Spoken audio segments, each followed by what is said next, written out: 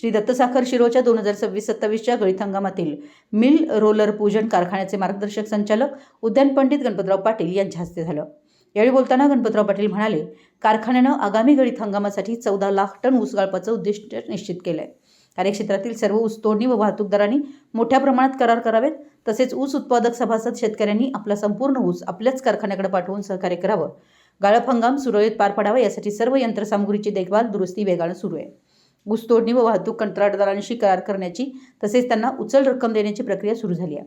याप्रसंगी कारखान्याचे chairman Raghunath Patil, vice chairman Sharadchandra Pathak तसेच कारखान्याचे संचालक अनिल कुमार यादव, बाबासो पाटील, रणजित कदम, इंद्रजित पाटील, विश्वनाथ माने, शेखर पाटील, बसकोंडा पाटील, ॲडव्होकेट प्रमोद पाटील, निजामसो पाटील, अमर यादव, दरगुमाने गावडे, सिद्धगोंडा पाटील, सुरेश कांबळे, संचालक महेंद्र बागे, विजय सूर्यवंशी, प्रदीप बनगे, बाळासाहेब पाटील हलसवडे, रावसाहेब नाईक, मंजूर मेस्त्री, कारखान्याचे कार्यकारी संचालक संजीव देसाई, सचिव Ashok Shinde, works manager ASA Chougule, production manager MS Jadhav यांच्यासह सर्व खाते प्रमुख उपस्थित होते।